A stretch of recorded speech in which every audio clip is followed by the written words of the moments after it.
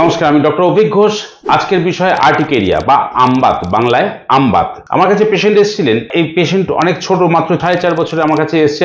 আজকে হচ্ছে 4 বছর 9 মাস। তো পেশেন্টের আইজি লেভেল, ব্লাড যখন টেস্ট করা হয় অ্যালার্জি খুঁজে বেড়ানোর জন্য, অ্যালার্জি টেস্ট আইজি লেভেলটা এতটাই হাই ছিল যে আপনারা শুনলে অবাক হবেন। 4876 IU per ml।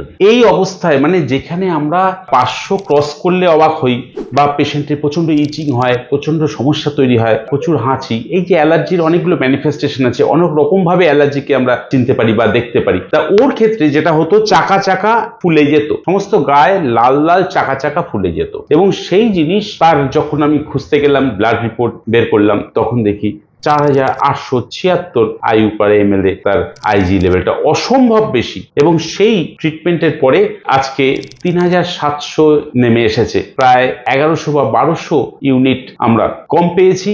আর প্যারালালি পেশেন্টটা ভালো হচ্ছে। পেশেন্টের আর্টিকেরিয়া আজকে 3 মাস পরে আর নেই, এবং সেটা নেই লাস্ট 2 মাস। মানে 2 মাস ওষুধ খাওয়ার পর আর্টিকেরিয়া চলে গেছে, এবং তারপরে আরো 2 মাস এখনো পর্যন্ত ফিরে আসেনি। In the mean time blood test করে দেখা গেল যে আইজি লেভেল সেই 4876 থেকে কমে 3726 IU per ml, মানে অলমোস্ট 1200 কাছে আইজি লেভেল আমরা কমাতে পেরেছি। প্যারালালি সিমটমস গুড হয়েছে, এবং এইভাবে যদি আমরা ফেলে রাখতে পারি বেশ কিছু মাস, তাহলে আইজি লেভেলটা দিন দিন কমে কমে হয়তো বা একদিন 500 নিচে চলে আসবে। তখন জিনিসটাকে একটা স্টেবল কন্ডিশনে ছেড়ে দেওয়া যাবে। আপনি বলুন, যখন আর্টিকেরিয়া বা আমবাত ধরা পড়লো তখন কিভাবে হতো? তো নতুন জামা পরিয়েছিলাম, একটা তুলোর জামা থেকে হয়েছিল আর কি। তারপরে দেখলাম ডাক্তারের কাছে, প্রথমে হসপিটালে আমরা গেলাম। হসপিটালে যাওয়ার পরে ডাক্তার বললো বাইরে ডাক্তার দেখাতে, বাচ্চাদের ডাক্তার দেখাতে। তারপরে তো আপনার কাছে নিয়ে আসলাম। নিয়ে আসার পরে এখন ওষুধ খাওয়ানোর পরে এখন ভালো হয়ে আছে। হ্যাঁ, আমরা তো ওষুধ করেছিলাম মাস দেড়েক দুয়েক ওষুধ খাওয়ার পরে। তখন কিরকম বেরোতো, গায়ে কিভাবে বেরোতো আর কি করে বেরোতো? মানে দুবারই হলো, মানে খুব হয়েছিল। পুরো গায়ের কি অবস্থা হয়েছিল? চাকা চাকা হয়ে গেছিল, একদম মশা কামড়ালে যেরকম ফুলে যায় কত বড় বড়, এরকম ছোট ছোটই, মানে সারা গায়ে হয়ে গেছিল। মুখটা একটু বাদ দিয়ে, আর মানে সারা শরীরে, পা থেকে একদম এই অব্দি হয়ে গেছে। তারপরে তো ওই যা ওষুধ টষুধ খাওয়ানোর পরে এখন কন্ট্রোল আছে। লাস্ট কতদিন মোটামুটি কন্ট্রোলে আছে? 2 মাসের মধ্যে আর বেরোয়নি আর কি। হ্যাঁ, আর সমস্যা হয়নি, আর চুলকানি হয়নি, লাল লাল গুলোও বেরোয়নি। আচ্ছা, একটা কথা বলুন, যখন ওটা বেরিয়েছিল তখন বেরোনোর পরে কত ঘন্টা ছিল বডিতে? বেরোনোর পরে তো একদিন তো মানে অনেকটা, তো 5-6 ঘন্টা তো ছিলই। আচ্ছা, আমরা তো তখনই মানে খুব ভয় পেয়ে গেছিলাম। কোনো ট্যাবলেট খাওয়া হয়েছিল? কমলো কি করে? প্রথমে আমরা তো ওই হসপিটালে গেলাম।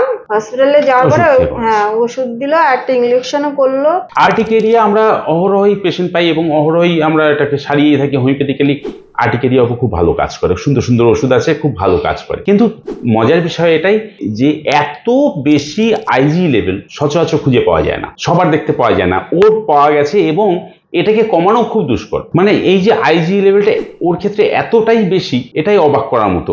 মেডিসিন দিয়ে যে এরকম আর্টিকেরিয়া আমরা সবার সারিয়েই থাকি, এর ক্ষেত্রেও কিন্তু সেই ঘটনাই ঘটেছে। কিন্তু দেখা গেছে আইজি লেভেলটা কমানো হয়েছে, প্রায় 1200 কাছে আমরা আইজি লেভেলটা কমাতে পেরেছি। এই রিডিংটাকে কমানোটা খুব কঠিন, ওষুধপত্র দিতে দিতে খুব কষ্ট করে কমাতে হয়। এটা যে কমেছে এটাই প্রমাণ করছে যে ওষুধ সঠিক, এবং এই ওষুধ দিয়ে আমরা এগোতে থাকলে, পাওয়ারগুলো হাই করে আমরা যদি মনিটরিং করে এগোতে পারি, তাহলে আগামী দিনে এই আইজি লেভেলটা একটা নর্মাল জায়গায় চলে আসবে। আমাদের উদ্দেশ্য আর্টিকেরিয়া হলেও মেইন উদ্দেশ্য কিন্তু এই আইজি লেভেলটাকে কমানো। কারণ এই আইজি লেভেলের যে এই যে এত বেশি রিডিং, এই কিন্তু যখন পেশেন্টকে আবার ছেড়ে দেবো কয়েক মাস বাদে বা কয়েক বছরের মধ্যে, আবারও সে একই প্রবলেম নিয়ে আর্টিকেরিয়া নিয়ে ফেরত চলে আসবে। এই যে আর্টিকেরিয়া বারে বারে মানুষের গায়ে ফেরত চলে আসে, তার পেছনের কারণটা হচ্ছে এটা, আইজি লেভেল হাই। তাহলে আইজি লেভেলটাকে কমানোটাই মুখ্য উদ্দেশ্য হওয়া উচিত। আমরা যদি এই গোড়ায় কাজটা করি, তাহলে কিন্তু আগামী দিনে আর্টিকেরিয়া আর ফিরবে না। তার জন্য আমরা অ্যালার্জি প্রোফাইল করেছিলাম।